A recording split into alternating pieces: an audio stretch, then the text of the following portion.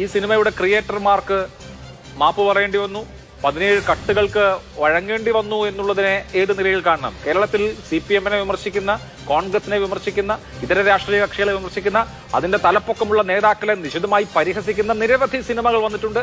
ആ സിനിമകൾക്കൊന്നും ഈ ഒരു ഗതി ഉണ്ടായിട്ടില്ല. പക്ഷേ മലയാളത്തിൽ ഏറ്റവും കൂടുതൽ മുതൽ മുടക്കിയ, മലയാളത്തിലെ ഏറ്റവും വലിയ സൂപ്പർ സ്റ്റാറിന്റെ ചിത്രത്തിന് ഇങ്ങനെ ഈ കട്ടുകൾക്ക് വഴങ്ങേണ്ടി വന്നു എന്നുള്ളത് എന്തു സൂചനയായി നമ്മൾ എടുക്കണം?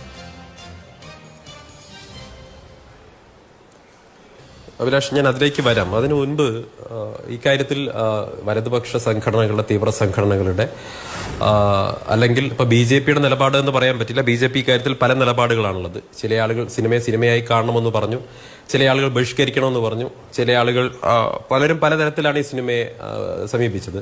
RSS ശക്തമായിട്ട് പൃഥ്വിരാജിനെ രാജ്യദ്രോഹി എന്ന് വിളിക്കുന്ന സമീപനം സ്വീകരിച്ചു. ഓർഗനൈസർ പോലെ ഒരു പ്രസിദ്ധീകരണത്തിൽ തുടർച്ചയായിട്ട് ഈ സിനിമയ്ക്കെതിരെയും പൃഥ്വിരാജിനെതിരെയും ലേഖനങ്ങൾ ഉണ്ടായി. അപ്പൊ സ്വാഭാവികമായിട്ടും ഇതുമായി ബന്ധപ്പെട്ട് ആ ക്യാമ്പിൽ, വലതുപക്ഷ ക്യാമ്പിനകത്ത് നിന്ന് പലതരത്തിലുള്ള അഭിപ്രായങ്ങളാണ് പുറത്തു വരുന്നത്. പക്ഷെ അതിലുള്ള ചില ആളുകളൊക്കെ ഈ സിനിമയെ എതിർക്കാൻ വേണ്ടി പറയുന്ന ഒന്ന് രണ്ട് കാര്യങ്ങൾ എനിക്ക് തോന്നുന്നത്, സിനിമയുമായി ബന്ധപ്പെട്ട് നിൽക്കുന്ന സമയത്താണ് സ്വാഭാവികമായിട്ട് സിനിമ എങ്ങനെ രൂപപ്പെടുന്നു എന്ന് സംബന്ധിച്ച് മനസ്സിലാക്കുമ്പോഴാണ് എന്തുകൊണ്ട് ഈ സിനിമയിൽ അവർ ചിന്തിക്കുന്ന ചില കാര്യങ്ങൾ ഉൾപ്പെട്ടിട്ടില്ല എന്ന് നമുക്ക് മനസ്സിലാക്കാൻ സാധിക്കുക. ഉദാഹരണത്തിന് ഇതിൽ ഇവർ പറയുന്നത് എന്തുകൊണ്ട്, ഒന്ന്, ഈ സിനിമയിൽ അഭിലാഷ് സൂചിപ്പിച്ചതുപോലെ ഗുജറാത്തിനെ എവിടെയും പറഞ്ഞിട്ടില്ല, അതൊന്നാമത്തെ കാര്യം.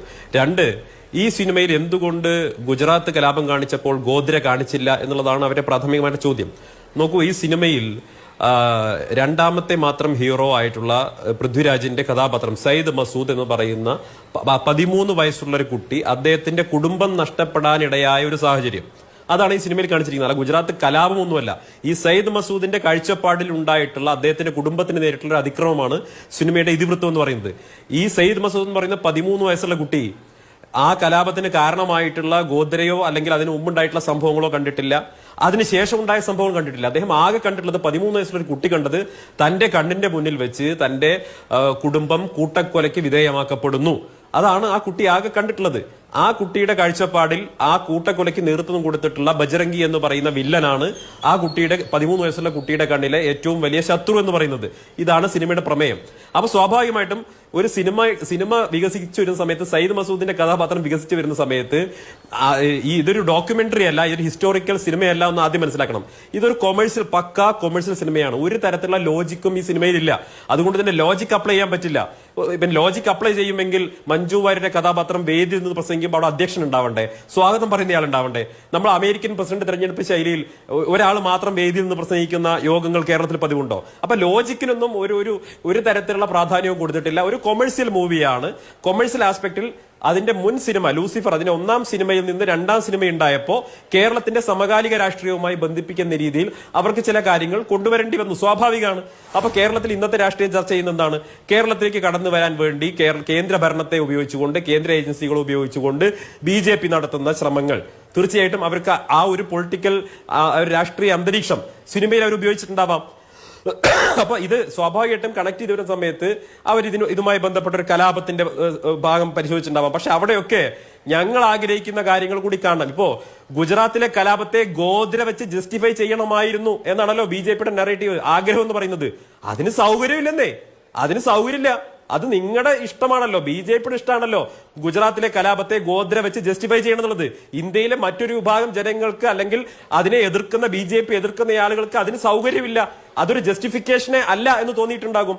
ഗോദ്രയിൽ ഉണ്ടായിട്ടുള്ള സംഭവം ഗുജറാത്തിൽ ആയിരക്കണക്കിന് മനുഷ്യരെ കൂട്ടക്കൊല ചെയ്യാനുള്ള ഒരു ന്യായീകരണമല്ല എന്ന് തിരക്കഥാകൃത്തിന് തോന്നിക്കഴിഞ്ഞാൽ, അല്ലെങ്കിൽ സയ്യിദ് മസൂദ് എന്ന് പറയുന്ന കുട്ടിയുടെ ക്യാരക്ടറിന് തന്റെ മുന്നിലുള്ള കുടുംബത്തിന് അനുഭവിക്കേണ്ടി വന്ന വേദന മാത്രമാണ് അദ്ദേഹത്തിന്റെ മനസ്സിലുള്ള കാര്യം, മറ്റൊന്നും അദ്ദേഹത്തിന്റെ പരിഗണനാ വിഷയമേ അല്ല.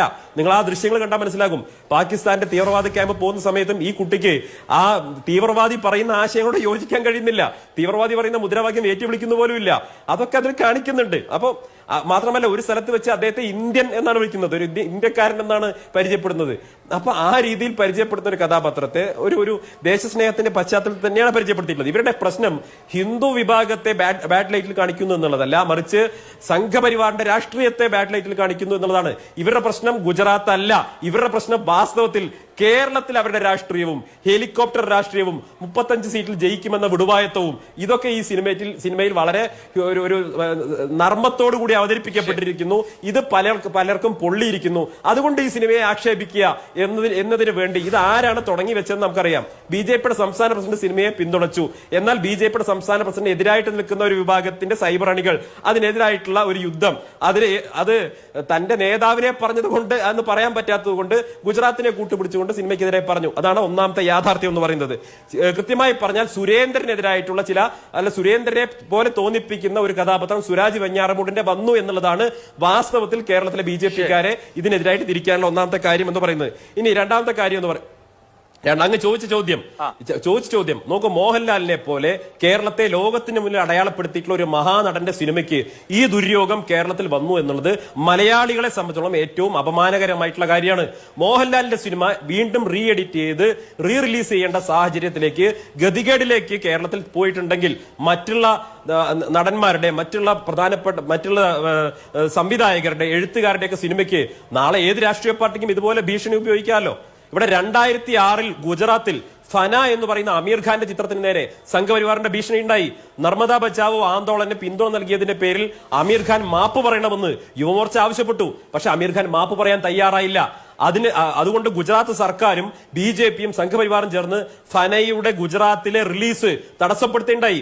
ഗുജറാത്ത് ഒഴിച്ച് ഇന്ത്യയിലെ മറ്റെല്ലാ ഭാഗങ്ങളിലും ഫന റിലീസ് ചെയ്തു, സൂപ്പർ ഹിറ്റായി. അമീർ ഖാൻ മാപ്പ് പറഞ്ഞില്ല എന്നുള്ളത് കൂടി നമ്മൾ ആലോചിക്കേണ്ട കാര്യമാണ്. പക്ഷെ ഇവിടെ സിനിമയ്ക്ക് വേണ്ടി മുതൽ മുടക്കിയിട്ടുള്ള ആളുകൾക്ക് വലിയ സമ്മർദ്ദമുണ്ടായി എന്നാണ് ഞാൻ മനസ്സിലാക്കുന്നത്. അതുകൊണ്ട് വേറെ നിവൃത്തികേട് കൊണ്ട് അവർക്ക് എഡിറ്റിലേക്ക് പോകേണ്ടി വന്നു, മാപ്പ് പറയേണ്ട സാഹചര്യം ഉണ്ടായി. ഇത് ഒരിക്കലും ബിജെപിയുടെ രാഷ്ട്രീയമായിട്ട് കേരളത്തിലെ പൊതുസമൂഹം മുഴുവൻ എതിർത്തുകൊണ്ട് സിനിമയുടെ എഡിറ്റ് ചെയ്തല്ല. കേരളത്തിലെ ബഹുഭൂരിപക്ഷം ജനങ്ങളും ഈ സിനിമ എഡിറ്റ് ചെയ്യണം എന്നാവശ്യപ്പെട്ടത് കൊണ്ടല്ല സിനിമ എഡിറ്റ് ചെയ്യപ്പെടുന്നത്. മറിച്ച് മണി പവർ കൊണ്ടും മസിൽ പവർ കൊണ്ടും കേന്ദ്ര ഭരണത്തിന്റെ തിളപ്പ് കൊണ്ടും മോഹൻലാലിനെ പോലെ ഒരു മഹാനടനെ അപമാനിച്ച് തെരുവിൽ നിർത്തിയിരിക്കുകയാണ് ബിജെപി. ഇതിന് കേരളത്തിലെ